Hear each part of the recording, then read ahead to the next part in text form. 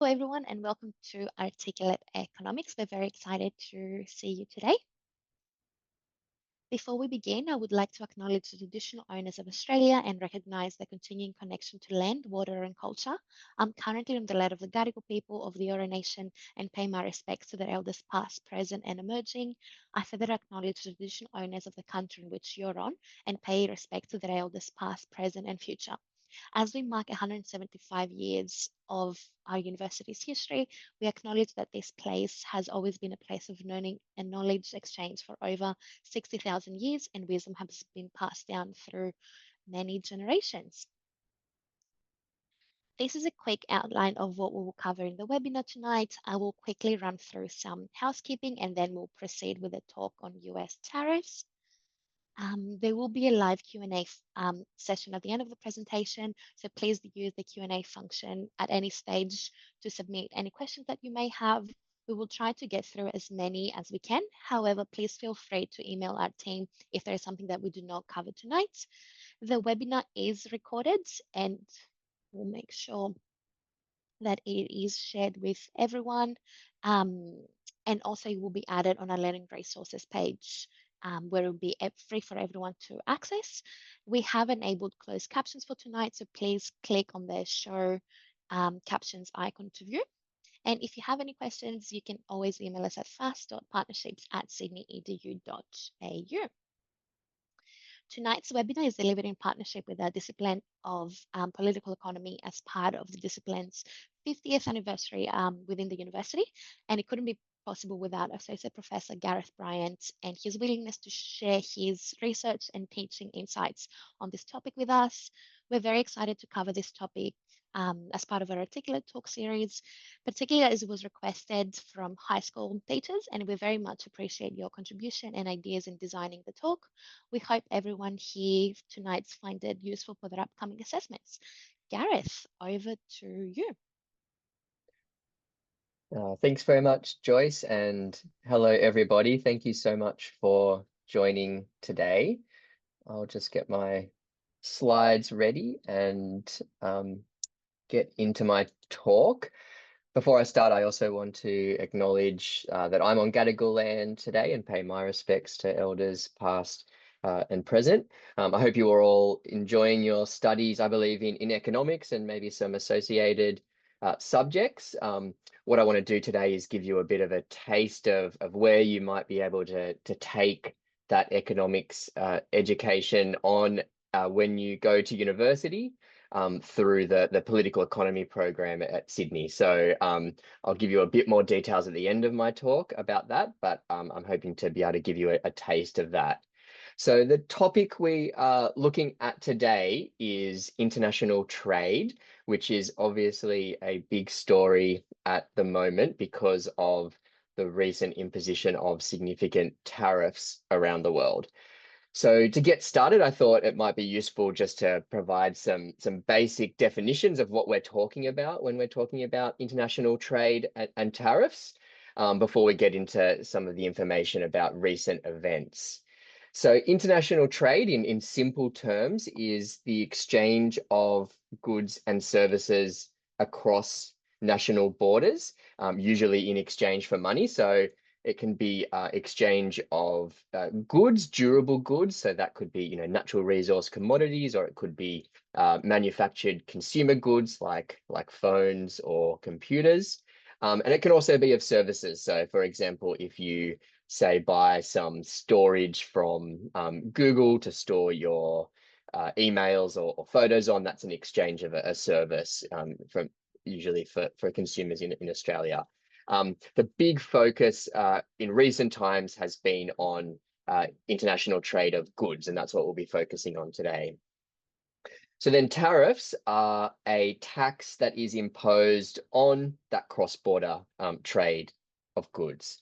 And so usually tariffs are focused or calculated in terms of a percentage added onto the value of certain goods that are traded internationally.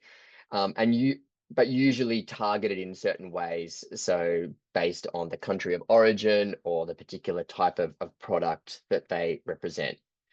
in terms of where those taxes are paid, those tariff taxes are paid, they're sometimes described, and we'll get into this by Donald Trump as a tax on another country. Really, it's better to think about how they're paid in terms of them being paid by the person or company responsible for importing those goods in the country that they end up in, usually and usually arranged by the custom or collected by the customs agencies at that border. That then opens up a whole big debate in terms of who actually ultimately pays the cost of those increased prices as a result of the tariffs. And that really depends on whether those costs, the increased costs associated with the tariff, are absorbed and by the producer or the seller in terms of getting a lower profit margin from that exchange, or whether the costs of the tariffs are ultimately passed on to the consumer in the form of higher prices, in which case it's the consumer that ultimately pays the cost of that tariff. So why are we talking about this today, and why are you potentially interested enough to join a Zoom discussion about it at 5 o'clock on a Wednesday? Well, it's because, of course, of this guy on screen, the president of the US, Donald Trump. Donald Trump has brought back tariffs as a real key tool of international and national economic policies, especially in his second term, and particularly since the day that this photo was taken, which was the 2nd of April, which was termed by the Trump administration Liberation Day. And it was the day where a whole range of what's called reciprocal tariffs, which I'll get into in a moment, were announced and announced with significant fanfare, including the use of a prop like what you can see on the screen from the Rose Garden. So what has been happening since that time and just before? So what we've seen from Donald Trump is a quite significant, in political economic terms, reversal of a long-term trend towards freer trade, towards the reduction of tariffs and other forms of trade barriers. If you're able to see the details, if you look at that little graph inset on the kind of top left of that overall graph, you'll see that the latest estimate is that tariff rates in the US are now up around the same level or the highest level they've been since around 1930. So you can see there was a significant reduction in tariffs that took place from 1930 until very recently, and then a massive spike back up as a result of the Trump tariff announcements. The bigger graph that you can see there tries to kind of chart the trials and tribulations of tariff policy that has taken place this year. So just before Liberation Day, actually, in April, so starting around February, there was some initial announcements from Trump for new tariffs that were targeted, in particular, Mexico, Canada, and China. And the original rationale that was given there was the putting criticism of, or trying to put pressure on those countries around the problem of illegal drug imports, so fentanyl imports in particular, interestingly. So that's where it started. And then really things, as you can see, took off at the start of April with that significant hike in overall tariff rates associated with the Liberation Day announcements. And what those tariffs announcements did was put a baseline tariff of 10% of tariffs on all countries around the world, and then other countries were given higher tariffs. These tariffs, as I said, were described as being reciprocal tariffs. So what the Trump administration meant by that was that they were purportedly trying to match or reciprocate what they saw as the tariffs that existed in other countries, whether they be officially tariffs or whether they be other forms of subsidies to industry, which, according to the Trump administration, represented unfair terms of trade. once analysts started to look at those tariff rates, there wasn't a great deal of connection with any particular existing tariffs in other countries. It became clear pretty quickly that the tariff rates, the reciprocal tariff rates, were primarily calculated with respect to trade deficits between US and other countries. And so the higher the trade deficit that the US had with other countries, the higher the reciprocal tariffs that were announced. Since then, there's been a whole lot of ups and downs in terms of tariff announcements. You can see that the graph goes up, then down, then up, then down, and so on and so forth. This represents, and I can't go into all of the detail, this represents a series of retaliations from other countries where they then increased tariffs on the US. Then there was pauses for certain tariffs. Then certain industries were exempted. Then tariffs were extended, then tariffs were escalated, then there was deals done. Too many details to go over, but you can see there's been significant movement since that date up until today.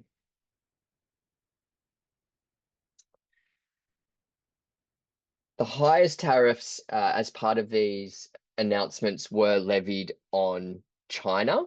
And so that's what's represented in the image on the left of the screen there. They ramped up to a very, very significant level of 145% in terms of the US putting tariffs on China. China was then reciprocating to a similar kind of level. That's an extremely high tariff and basically means trade is very unlikely to occur.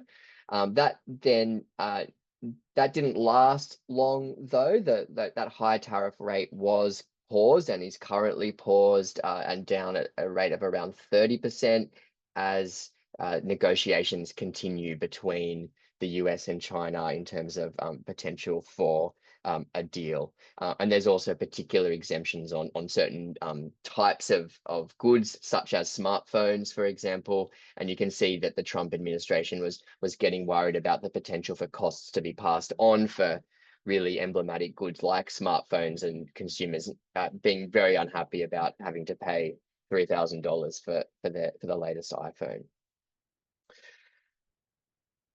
Looking at other parts of the world, so a lot of those reciprocal tariffs were initially paused, and some deals have been done since then. So the map on the right-hand side of the screen represents where deals have been done so far. So the US has done deals with US, EU, Japan, Korea, Philippines, and Indonesia, where they've come up with new tariff rates doing a negotiated deal with those countries to reduce certain trade barriers or achieve other sort of policy goals like investment goals in return. This is the global state of play with tariffs that we're seeing at the moment. And I should say that proposing this topic for this talk was an interesting one because it was so fast moving. And so I had to sort of delay the finalization of the slides as long as possible because things just were moving on an hourly or minute by minute basis. So this was the state of play in August the 11th, so last week.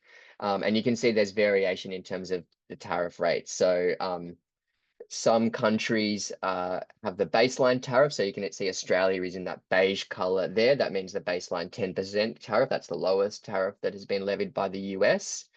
Others, as I said, have done that deal. So that's the blue countries. Other countries have had significant higher rates unilaterally implemented on them. And some of those have been quite interesting in political terms. So Brazil, for example, has been targeted with a 50% tariff rate as a result of, or in order to put pressure on them, according to Trump, in terms of the prosecution of former President Bolsonaro, who is a political ally of sorts with Trump, and Trump is disapproving of the legal case against him. And similarly, with India, they've also recently got a 50% tariff threatened against them, and that is the rationale given for that is that is to discourage them from or punish them for buying oil from Russia. So there's all sorts of justifications that are being given, and you can see that China is the big one there in yellow, as well as Mexico, where there's upcoming deadlines around deals needing to be done. We've also seen some certain sectors be targeted in terms of the tariffs. So initially, this was the aluminium sector, the steel sector, the car sector, the copper sector. You can see here that there's other sectors that are in the process of getting tariffs threatened against them. So basically, imports from other countries of these sectors into the US. And so you can see there lumber, semiconductors, aircraft, polysilicon, critical minerals. What connects a lot of these is national security rationale. So basically areas that are viewed as being of critical geopolitical and national security importance.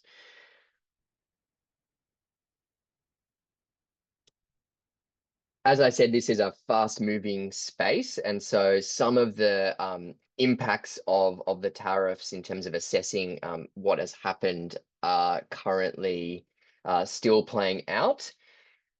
You can see there on this graph, which I've taken from the Financial Times one we were looking at before, but using data from the Yale Budget Lab in particular.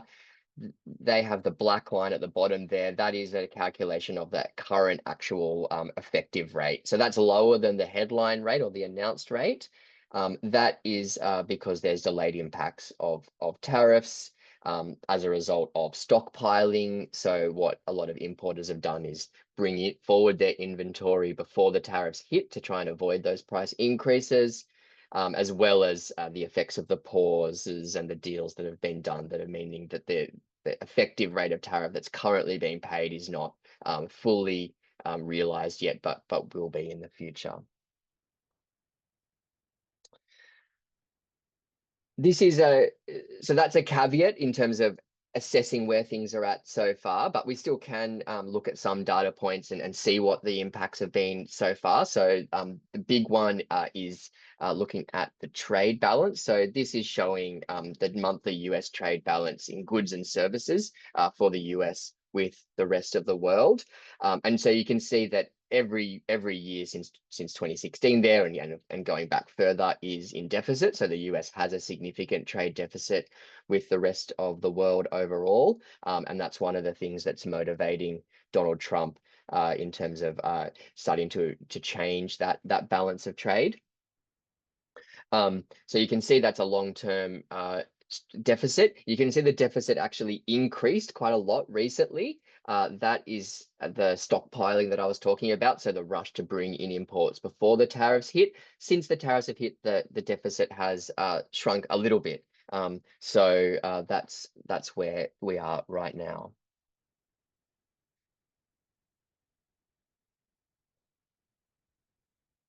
One of the main kind of areas of economic reaction and political debate has been the impact of the tariff policies on the stock market. So the stock market is where publicly listed companies are valued and traded. So they have share prices which represent ownership of a portion of a company. And stock prices, the value of companies tend to go up when there's an expectation of future profits, future growth, future asset value appreciation, and then go down with the opposite expectations of declines in these. And then that's for individual stocks, but there's also some ways of measuring the stock market through indices, which basically look at an overall performance of a basket of large stocks, large companies that go within that. And that's what is represented here on the left, which is the S&P 500, looking at the performance of the US stock market across different presidents across different presidents over time. So looking at different Obama administrations, Trump's first administration, Biden's administration, and the second Trump administration. So what this shows is that after the announcement of the tariffs, there was a significant stock market crash Similar in scale there to what you can see in the global financial crisis that occurred under Obama. And you can also see a recovery. So stock prices have recovered and are now higher than they were at inauguration. But the recovery has actually been slower than that previous stock market crash associated with the 2008 crisis. The other thing to note is looking at the graph on the right.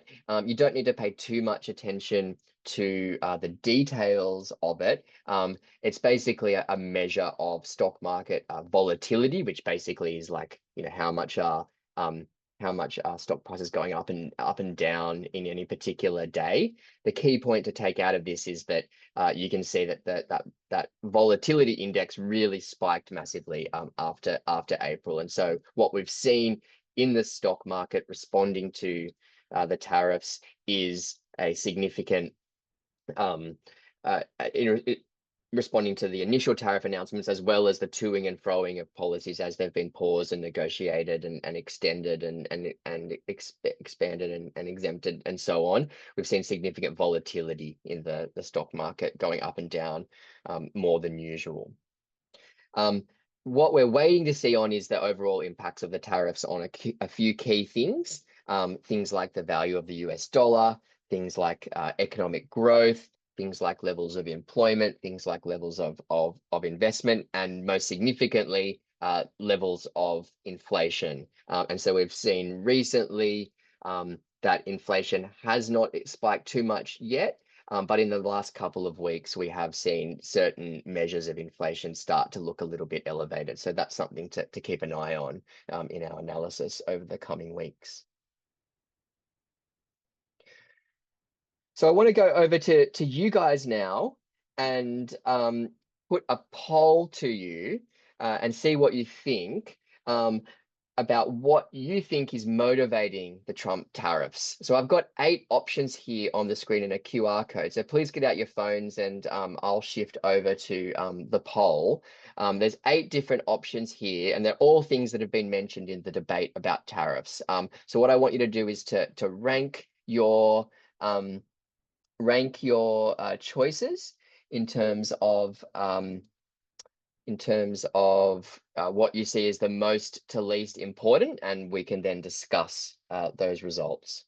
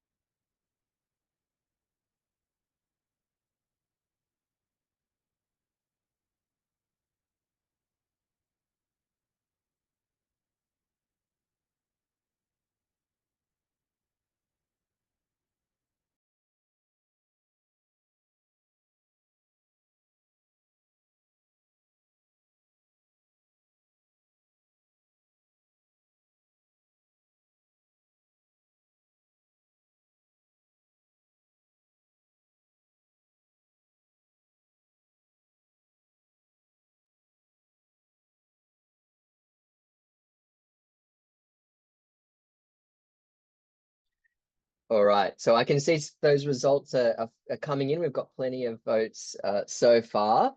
And so it's an interesting exercise, I think, because there's been so many different stated rationales that have been put forward. So coming out first at the moment is a motivation around defending national security interests. So this rationale is very much about focusing on those key sectors and identifying key sectors that are viewed as critical to national security, for example, to military supply chains or to energy security. So that's one of the key rationales that is put forward. We've got the second here, which is to increase federal government revenue. So that's another one that's been nominated by the Trump administration. What tariffs are taxes. They deliver revenue to the federal government. And we know that the Trump administration has put in place tax cuts in other areas of the economy, and including on company profits, as well as on high wealth and high income individuals. So potentially these tariffs are about increasing revenue to pay for that.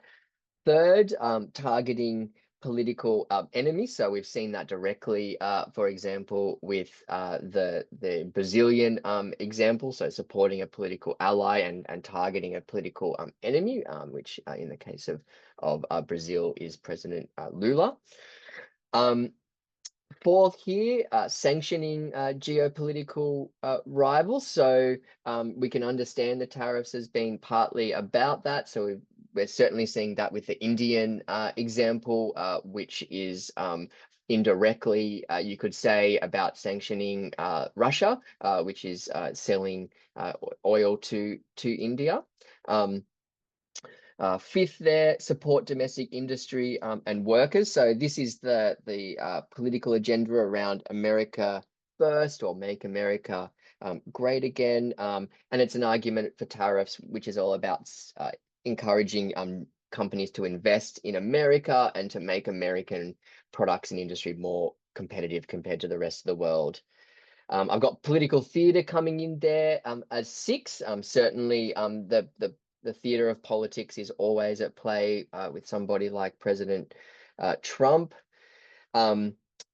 Seventh there, reset the global trading system. So this is something that comes through from some of Trump's economic advisors, where they are basically arguing that the current trading system is unfair for the US and needs to be reset in certain ways, in terms of, for example, currency manipulation and the overvaluation of the US dollar. Last there, the one that become least popular is that kind of initial rationale that was said around fentanyl, the war on drugs. That's still sometimes talked about, but some of the, I agree with the responses here that some of the other motivations have really come through much more strongly. So thank you for participating there. I'm going to go back to Menti soon, but for now, I'm just going to go to my slides again. So how do we make sense of all this? So that's one of the things that we will do in political economy at the University of Sydney. We look at the contest of economic ideas and the different economic perspectives that you'll get on something like trade. So first thing to cover here is arguments that are against tariffs and are in favor of free trade. So this is a view that is developed by liberal economists who tend to argue that tariffs are a problem because they represent a barrier to international trade, and they therefore advocate for the removal of trade barriers and a movement towards free exchange of international goods.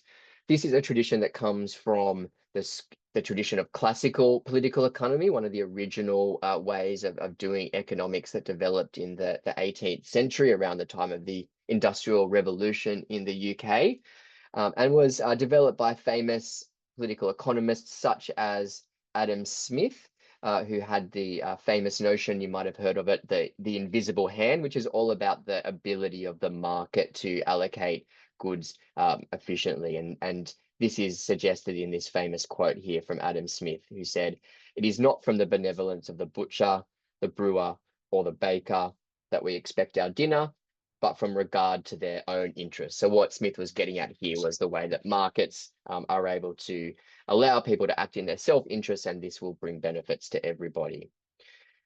This is then extended here by another classical political economist, David Ricardo, through his conception of comparative advantage, which is basically taking that Adam Smith view of markets and extending it onto the international trading system. So you can see here in the quote, he's advocating for a system of perfectly free commerce in which each country naturally devotes its capital and labor to such employments as are most beneficial to each. So what David Ricardo is talking about here is a concept you might be familiar with from your classes, which is comparative advantage, the idea that countries should specialize in the things that they're relatively better at producing and engage in trade with other countries, and that will be mutually beneficial for everyone. These are long-standing arguments in favor of free trade, starting in classical political economy and developed by liberal economists since then, have been a key agenda of international institutions until recently. So the World Trade Organization, International Monetary Fund, the World Bank have all been contemporary advocates of free trade and the removal of trade barriers. And those arguments until recently have been very successful. So one measure of that is the graph on screen there, which looks at trade as a percentage of GDP, which, as you can see, has increased significantly through the period of what we might call globalisation since the 1970s, where trade became where more and more of proportionately more and more of each country's economy was traded. The arguments in favor of this that are given by liberal economists are that free trade has a whole series of economic benefits. It leads to higher economic growth, higher levels of productivity. It has benefits to consumers because through specialization, consumers will get lower prices and more choice. This will be more efficient. Economies will be more competitive because they'll be focusing on the things that they're best at.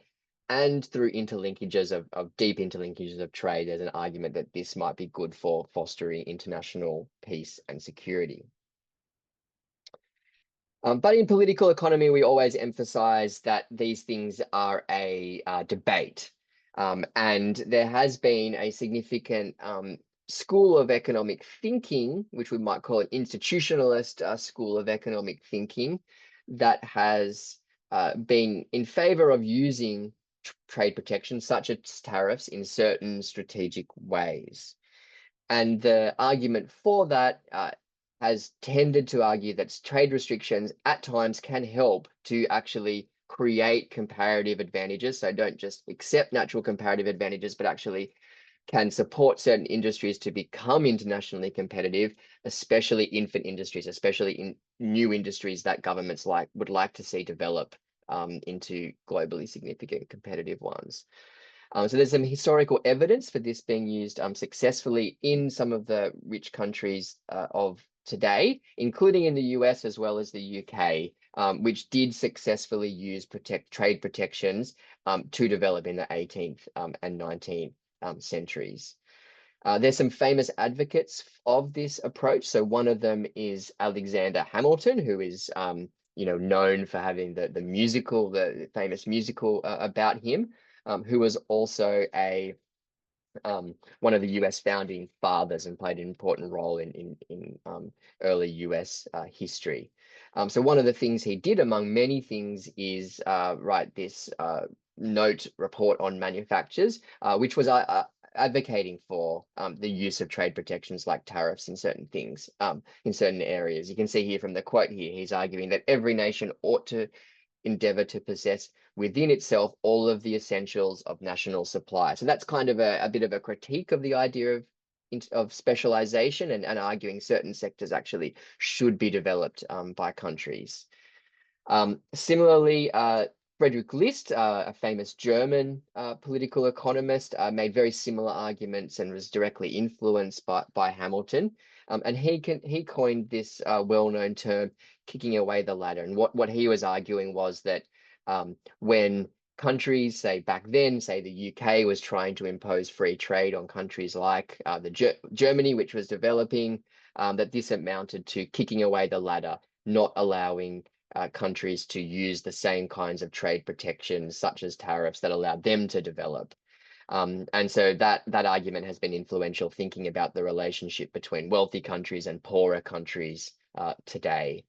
There's some other examples more recently of countries using tariffs and trade protections in order to assist their economies. The most well-known examples are from East Asia, so countries like Japan and Korea in the 20th century, where they were able to use certain kinds of protection, trade protection, to support the development of strategic industries such as the car industry, for example. So in some ways, you could argue that we're seeing a return to this kind of thinking from the Trump administration. But the ironic thing is that that return is happening from the country that is the most powerful country in the global economy. The other thing to note is that these arguments in favor of trade restrictions don't tend to say just focus on trade restrictions like tariffs doing all the work in terms of meeting those economic goals. Rather, they are usually accompanied with the need for other complementary strategic forms of government policy to support investment, to make sure that there's an appropriate and skilled labor force to provide the necessary infrastructure for economic growth, and also to directly support consumer demand for products within national economies. Those are the sort of other policies that we're currently seeing less of in the US at the current moment. Finish off on this analysis. So what are the alternatives, or what else are we seeing at the moment? What we know is that this response to this tariff policy that's been developed by Trump is partly a response to the success of China's state-constituted market economy, which has really blended an interesting mix of state planning and market liberalization. In particular, state planning in sectors that are deemed by the government to be systemically significant. And in those sectors, there's been extensive state ownership, production targets in certain sectors, and the use of price controls. And you can see this has been used, for example, in key parts of the green supply chain, the solar supply chain in the world, which you can see across all of these different aspects are dominated very much by China. So extensive role of the state there in the production process. Another alternative is what we've seen in countries like Australia and the US before Trump, which is the turn towards what we might call industrial policy. So we've seen that that through the Biden administration's Inflation Reduction Act, and more recently in Australia with the Future Made in Australia bill. These policies have used different forms of government subsidies, such as tax credits and other subsidies to support key industries, so critical minerals, batteries, hydrogen, some of those key climate industries in order to develop. And those subsidies have often been put forward with conditions that to try and generate wider benefits. So things like guarantees around employment, wages, as well as regional development. So forcing, for example, the use of local content in those production and manufacturing processes. We've seen big increases in the use of industrial policy around the world, which have not so much been focused on trade and trade restrictions, but instead around what governments can do to strategically support investment in key areas. So to finish up, I just want to make the point that this is the sort of thing that you would study if you decide to come to University of Sydney and do political economy. What we do at Sydney Uni Political Economy is study the economy in its social, political, historical, and geographical context. So we understand the economy as being fundamentally social and one that is contested by different political interests. We also look at alternative lenses for understanding the economy. So today I went through arguments in favor of free trade and in favor of protection. We look at those alternative perspectives and put those into debate with each other. And we have a strong focus on real world economic issues, not just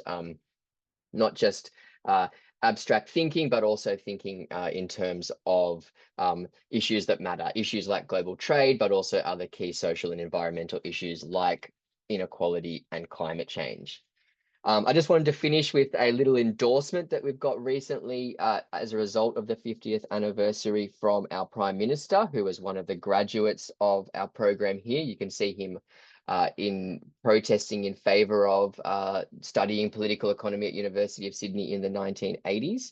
And he's got this really pertinent quote here for our topic. He said, "We live in a time of profound global economic uncertainty when norms and institutions are subject to significant challenge, in some cases simply because they are seen to represent business as usual. An essential counterweight to this polarization is political economy and its focus on evidence and inquiry and substantive analysis, qualities that are more important to health and strength of our national political and economic debate than ever before." So that's a nice endorsement from Prime Minister Anthony Albanese for what we're doing in political economy and what you might like to do there. Just to summarize, we've gone through the way that Trump's tariffs have upended the international trading order. We've looked at the political contestation for over the rationale for the tariffs and how we can analyze its impacts. We've looked at the theories that underpin different arguments for and against free trade, and we've looked at what are some important other government policies that could be thrown into the mix, not just focusing on trade, but instead focusing on production and investment, particularly important for looking at climate change and solving climate change. Lastly, if you're interested in this, please get in touch, and hopefully I'll see some of you in the classroom in political economy in the future. Um, Amazing. Thank you so much for your presentation, Gareth. Really, really appreciate it. So we'll just move on to the Q&A shortly. Please feel free to start typing in your questions, and we'll make sure that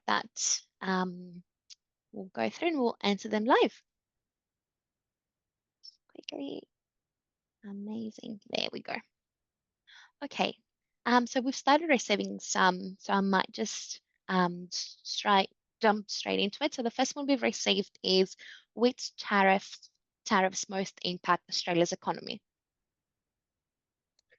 Yeah, that's a good question because Australia is in lots of ways not as exposed to US tariff policy because we are not they are not one of our biggest export markets. So that would be, China is our biggest export market. And actually Australia generally, although in the last few months there's been a lot of noise in the data, generally has run a small trade deficit with US, which means that US is in surplus for Australia. So thinking about the impacts of Australia in all this is much more about the kind of global repercussions of the tariffs as retaliations take place, as investment reorients as a result of the tariff policy.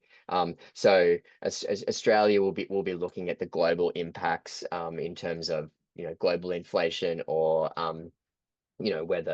whether production is moved onto the US or seeks to avoid the US tariffs in some way and comes to Australia. So Australia is positioned in a way that's less directly exposed, but because Australia is a open trading country and very exposed to other markets in the global economy, we still have a significant amount of at stake in terms of this policy. Amazing. Thank you so much. One of the other questions that we have received is, how will the US tariff policy impact the global economy? Yeah, good question. I mean, that's what we've been discussing, I think today. When you and it's a matter of debate. So when the tariffs were first announced, what you saw from organizations such as the OECD, which is the Organization for Economic Cooperation and Development, which is the organization that members are all the wealthy countries around the world. You saw IMF as well making similar forecasts. They significantly downgraded growth forecasts as a result of this. So according to their theories, which are very much informed by liberal economic thinking, international trade represents a distortion on the international economy and just puts in place barriers to free exchange of goods. And so they expect that to reduce economic growth. We have what we're waiting to see the actual data though, and that's something to look at over the next few months. Amazing, thank you. Another one is, given Australians' dependence on imports, especially manufactured goods, how vulnerable are we to higher inflation and cost of living pressures when global tariff wars escalate?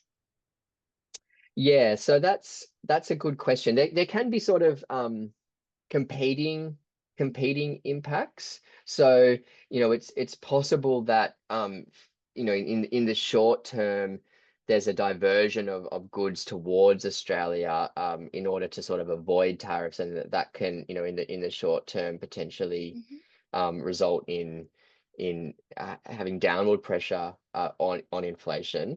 Um, but at the same time, tariffs do. US is such a significant economy. We're also importing from the US, so that is going to put upward pressure on inflation as well.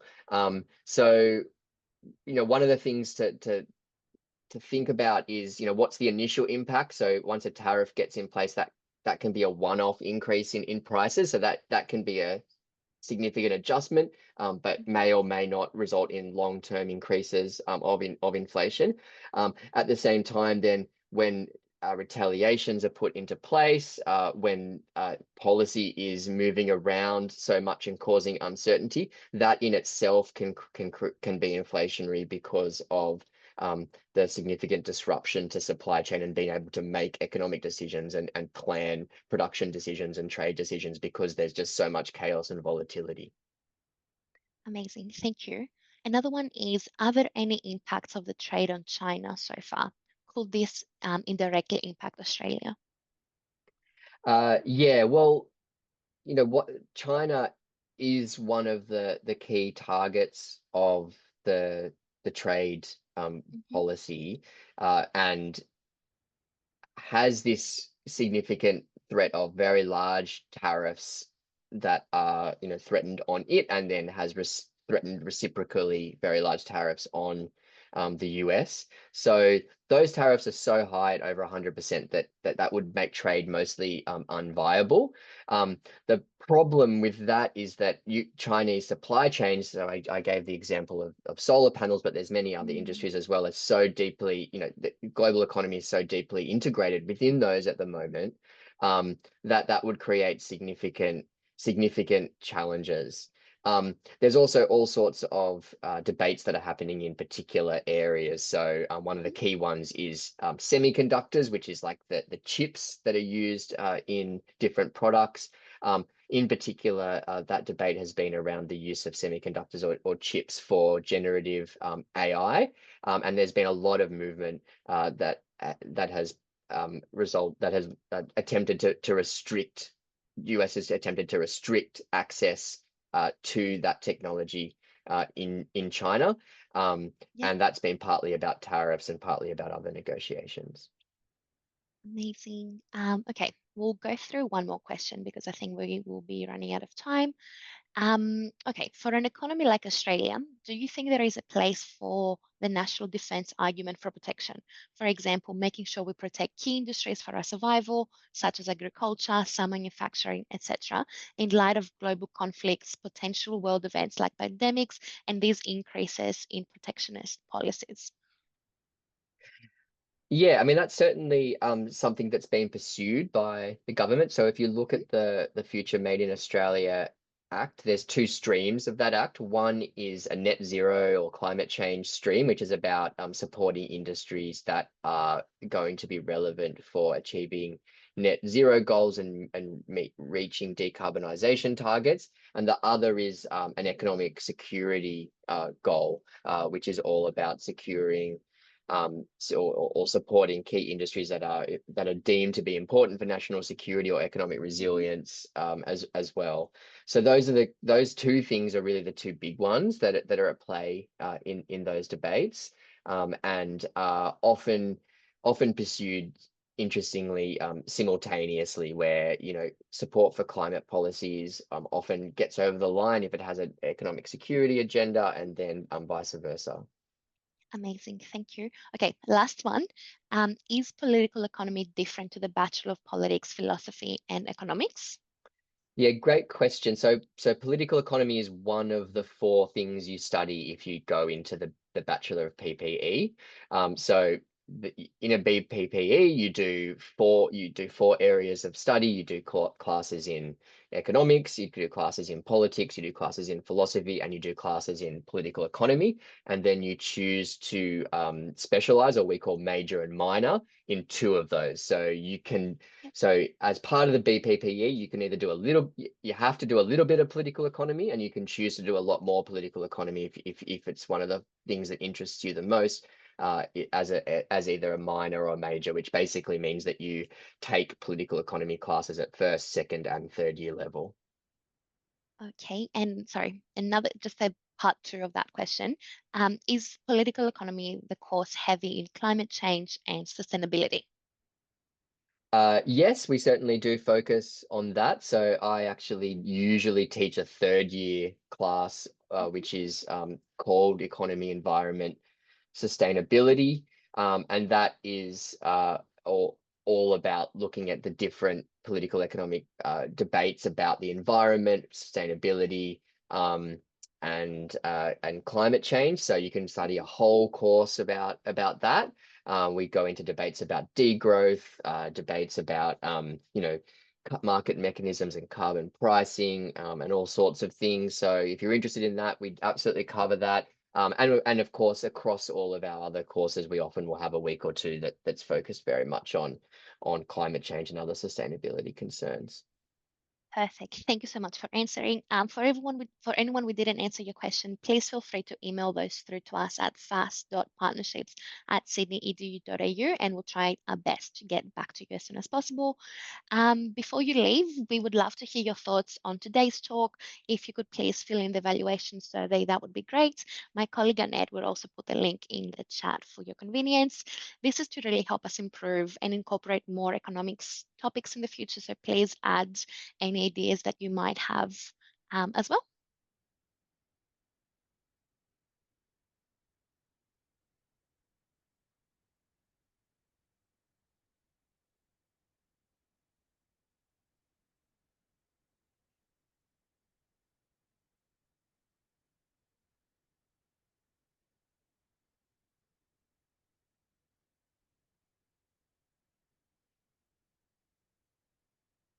Thanks so much, everyone. Sure. To stay up to date with any other upcoming opportunities and events, you can also sign up to our Faculty of Arts and Social Sciences Participant High School newsletter. This is where we share events relating to outreach. So please feel free to sign up, and we try to make it as interactive as possible as well.